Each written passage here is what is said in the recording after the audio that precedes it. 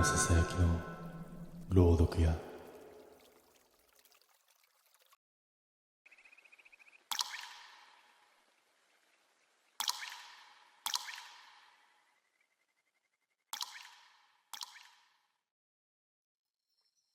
飲みの席を抜けたのは深夜1時を少し過ぎた頃だった。店を出た瞬間、湿った風が顔にまとわりつき、酔いが一気に重くなる。歩いて帰れる距離ではなかったので、いつも通り運転代行を呼んだ。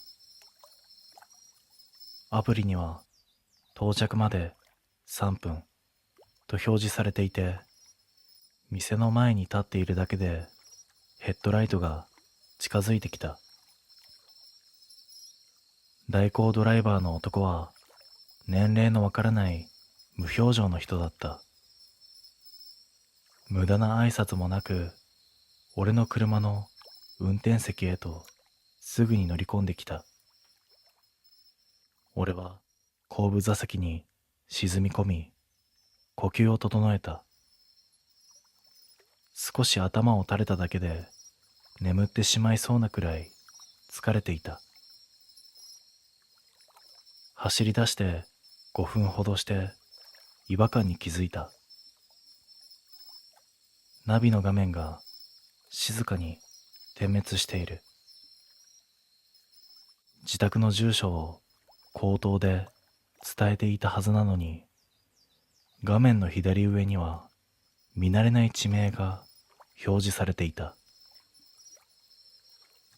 酔っていてもわかる。あれ？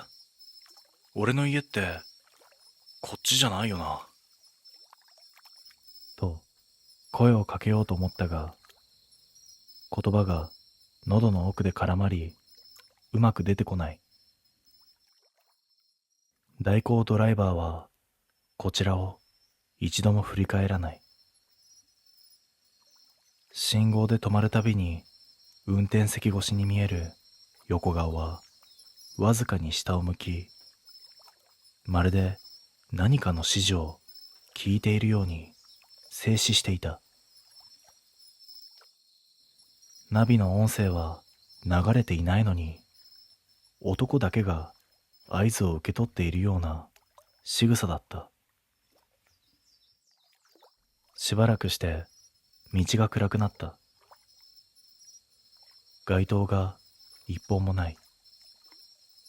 車のライトが照らす範囲だけがぽっかりと浮かび、周囲は黒い壁のように連なる。普段この通りを通ることはまずない。俺の家と反対方向なのは間違いなかった。酔いが少しずつ冷めていくにつれ、胸の奥に冷たい感覚が溜まってくる。背中がじわじわとこわばり、手を伸ばしてスマホを取ろうとした瞬間、ナビが勝手に目的地に到着予定、午前1時44分と表示した。見覚えのない緑色のピン。その場所は墓地の名前だった。午前1時を過ぎた参道は人の気配が全くなかった。車は一定の速度で滑るように進み、道を照らすライトだけが白く伸びている。俺は後部座席で身白きし、もう一度ナビ画面を確認した。相変わらず表示されているのは行き先を示す緑色のピンだけ。地名の横には薄く旧〇〇墓地と書かれていた。ちょっとこの道違くないですか？意識をして声を張ったつもりなのに、自分の声が妙に弱く聞こえた。そして返事はない。いや、聞こえていない様子でもないのに、無視しているような沈黙が広がった。運転席の男は首も視線も微動だにしない。ただハンドルを握る指先だけが異様に白く、皮膚を締め上げた跡のように浮き上がっていた。ナビ、勝手に変わってますよ。俺、家に帰りたいんですけど。酔いは完全に消えていた。背筋にまとわりつく嫌な感覚が離れない。だが次の瞬間、運転席の男がわずかに顔を動かした。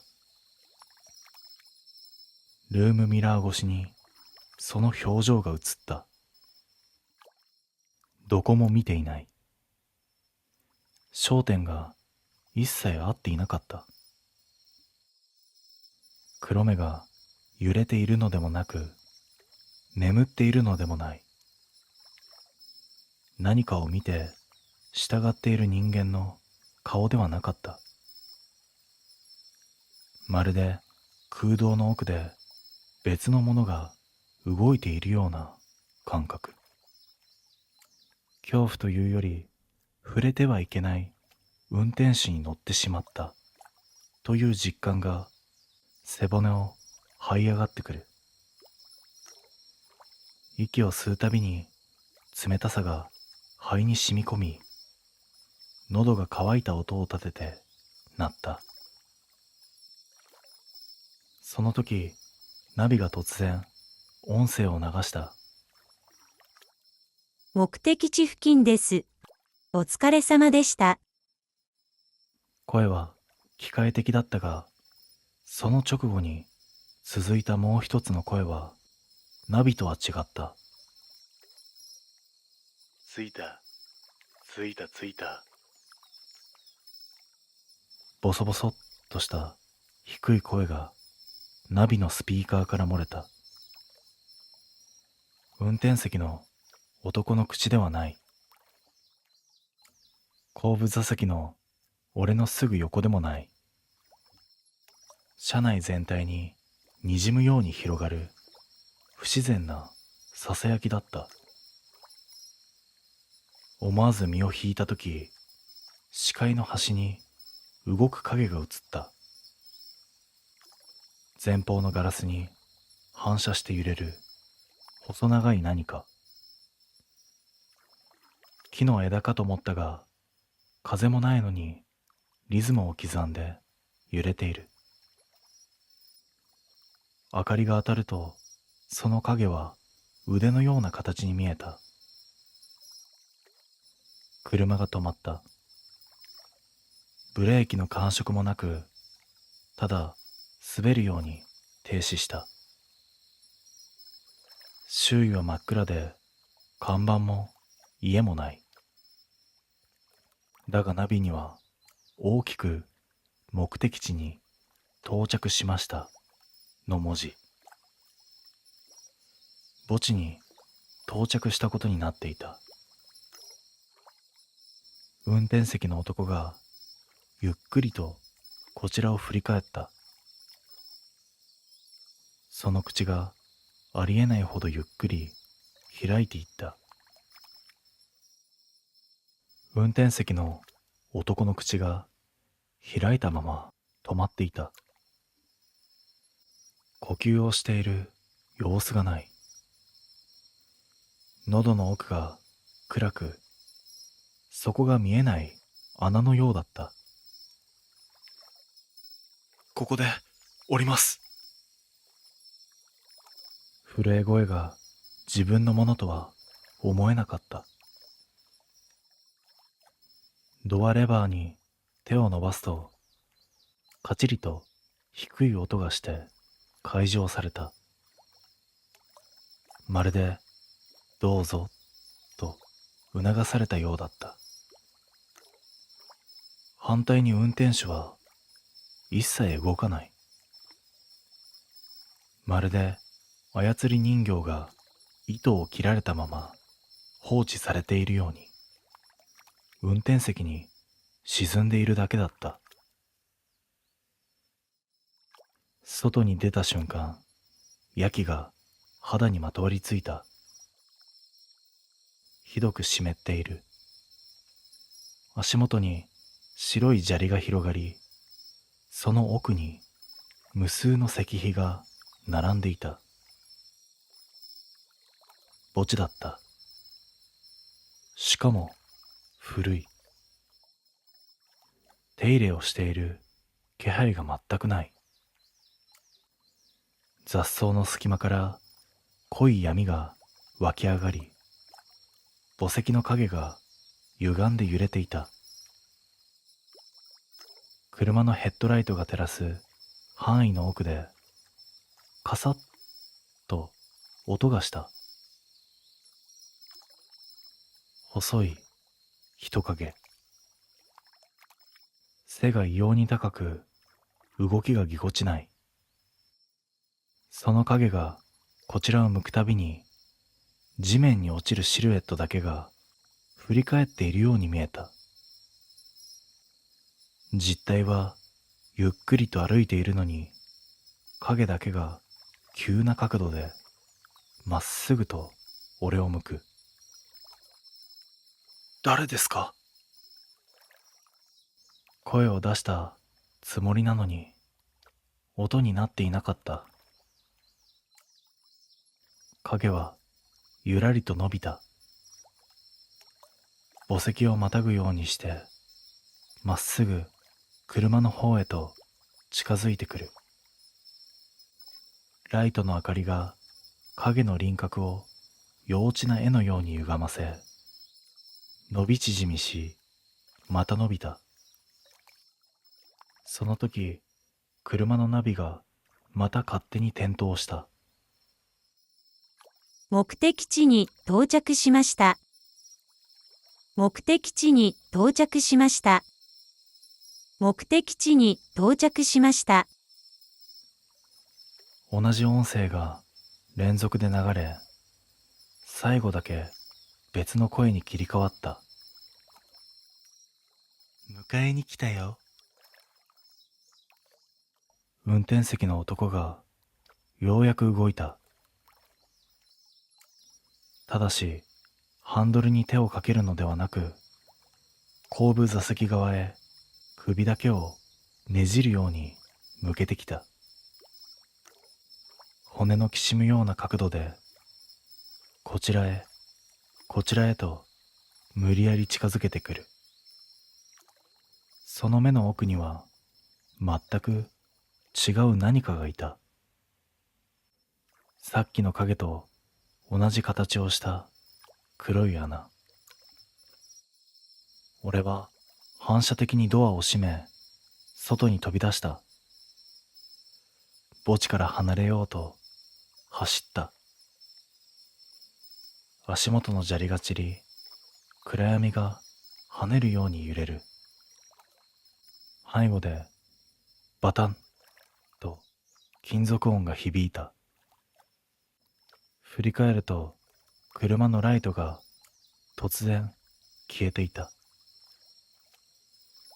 運転席も後部座席もいない。車だけがポツンと残り、光も気配もすべてが消えていた。まるで最初から誰も乗っていなかったかのように。翌朝、警察と一緒に現場へ戻ったが、車は普通に道路脇に止まっていた。ナビの履歴には目的地、住宅としか残っていなかった。だが後部座席だけが濡れていた。それはまるで誰かがそこにずっと座っていたかのように。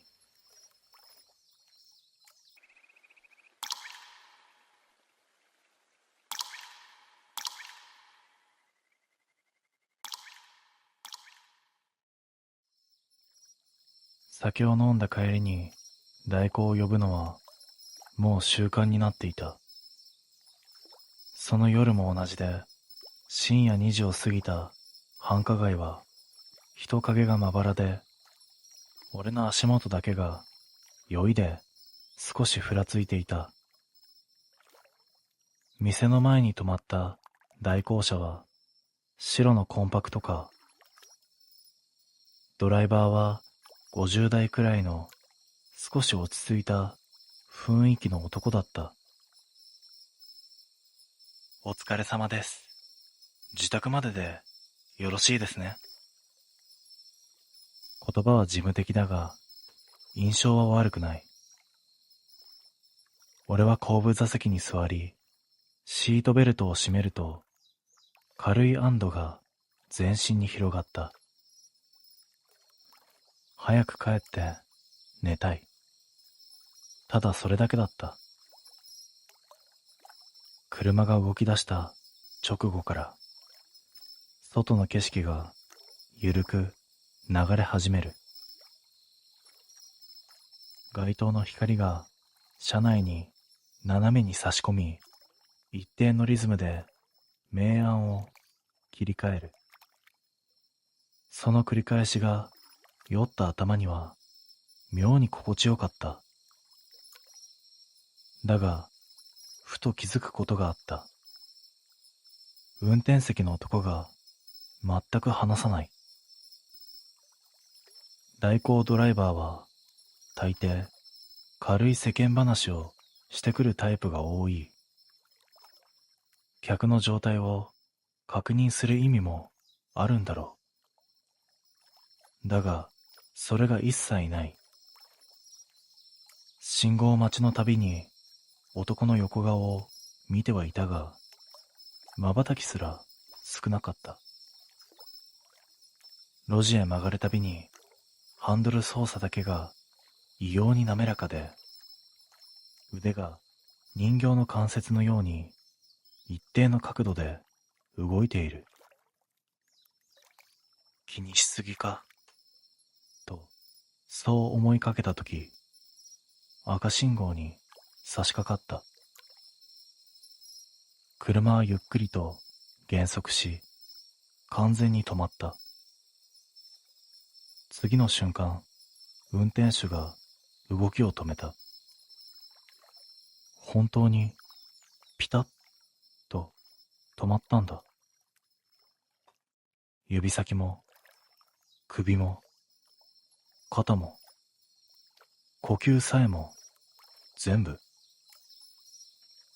急に再生が止まった映像を見ているようだった。大丈夫ですか？と、俺が声をかけても反応がない。首だけが信号の方へ向いたままで固まっている。酔いはもう完全に冷めていた。胸の奥がじわじわと熱くなる。嫌な汗が背中を伝った。信号が青に変わっても車は動かない。クラクションが背後から短くなった。それでも男は止まったままだった。俺は身を乗り出して助手席の後ろから運転席を覗き込んだ。男の肩の上下がない。腕が動いている様子もない。それどころか顔の角度が不自然だった。信号機を見上げているはずなのに、首の向きが人間の回る限界よりわずかに超えていた。明らかにおかしい。触れるのも怖かったが、放っておくわけにもいかず、思い切って男の肩に手を伸ばした。その瞬間、男の体が音もなく前のめりに落ちた。シートにもたれた人間の倒れる重さが一切なかった。まるで中身が抜け落ちるように。ただ空気の抜けた布のような軽さで運転席から滑り落ちた。ブレーキを踏んでいる足もアクセルも誰も踏んでいない。エンジンの音だけが静かに回り続けていた。倒れた運転手の肩に触れた瞬間、その軽さがずっと手に残っていた。あんなに細くない体格だったはずだ。50代の男の重みがそこには全くなかった。運転席の足元に落ちた男の体はぐったりとしているのではなく、形が曖昧だった。腕や衣服の輪郭が街灯の光の中でぼやけて揺れている。影ばかり濃いのに実体がないように見える。なあ、大丈夫か？声は震えていた。だがしかし返事はない。触れても呼んでも気配が全く感じられない。恐怖が一気に腹の奥へと落ちていく。息を吸うだけで喉が痛くなるような重く冷たい空気が車内に溜まっていく。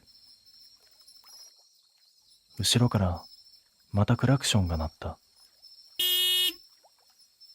短い苛立った音だった。ミラーを見ると後続車の運転手が腕を上げて何か怒鳴っている。ただその顔よりも俺は別のものに目を奪われた。後続車のフロントガラスの内側にこちらをじっと見る別の顔があった。人の顔ではある。だが首の位置が妙だった。角度として運転席からあの位置を覗けるはずがない。まるで助手席の足元あたりから真上を覗き込んでいるように見えた。背筋に冷たいものが走る。俺がミラーを凝視した瞬間、後続車のライトがふっと落ちた。車が勝手にエンジンを切ったような暗さだった。そして後続車の中で中がぐらりと揺れた。俺は慌てて視線を戻した。見てはいけないものを間近で見てしまった気がした。運転席の男はまだ倒れたままだった。だが少し位置が違う。さっきよりもこちら寄りにずれていた。動いた？いや、引きずられた？いや、誰に？車内の静けさが怖いほど深く、耳鳴りのような低い音だけが続いている。心臓の音か、車外の風か、判別できない。とにかく逃げなければ。そう思い、後部座席のドアへ手をかけた。ドアロックは開いている。押し下げたままだ。逃げられるはずだった。だが、外側の景色が変わっていた。信号機がない。道路もない。さっきまでいた交差点ではなかった。車はいつの間にか暗い林道のような場所に止まっていた。木々の影がフロントガラスに深く落ち、見たことのない地形が広がっている。そんな場所まで走った記憶はない。倒れた運転手に触れた直後、車は止まったままだった。じゃあ、どうやってここに？その時、運転席の男が音もなく起き上がった。ゆっくりと骨のないものが立ち上がるように、背中から折れるようにして。そしてこちらへ向き直った。だが、その動きは人間の起き上がり方ではなかった。背骨を一本ずつ引き抜かれるように、首が最後まで地面の方向を向いたまま、ぐにゃりと角度だけが変わり、最後に顔だけこちらへとねじれてきた。目があった。だが、黒目がどこにもなかった。ただの穴だった。深くて底のない湿った暗闇がそこにあった。息が止まった。声も動きも全部凍った。逃げようとした足はすくみ、膝が勝手に震え続けている。運転手の口が開く。喉が動いていないのに声だけが漏れた。降りたのか。俺を指しているわけではない。後部座席の奥を見ていた。視線の先、車内の暗がりに何かがいるように見えた。揺れている。細く長い影。腕か枝か形容できないものがシートの隙間から立ち上がってくる。影だけが見えるのに、実体の足音だけがはっきり聞こえた。靴音とは違う、濡れた何かを踏む音。俺はドアを蹴り開けるようにして外へ飛び出した。俺に振り返る余裕はなかった。ただ全力で林道を駆け下りる。闇の中、木々の影が乱れて揺れる。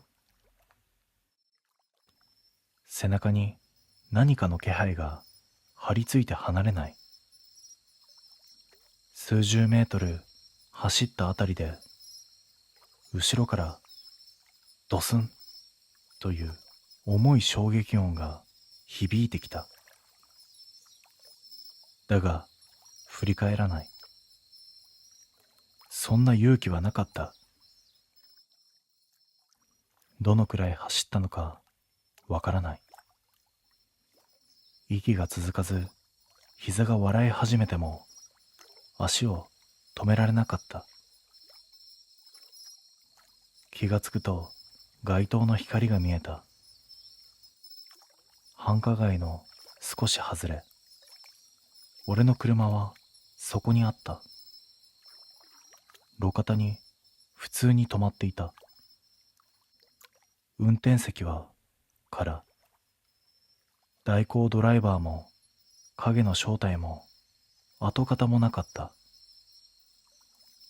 車内灯をつける手が震える。後部座席だけがぐっしょりと濡れていた。まるで誰かがそこにずっと座っていたかのように。その後、代行会社に連絡をしたが、該当するドライバーはその日誰も出勤していないと言われた。俺を迎えに来たのは一体何だったのか。ただ一つ分かっているのは、あの夜以降後部座席の濡れ跡がどれだけ乾かしても必ず翌朝には戻っていることだ。誰が座っているのかもう確かめる気にはなれない。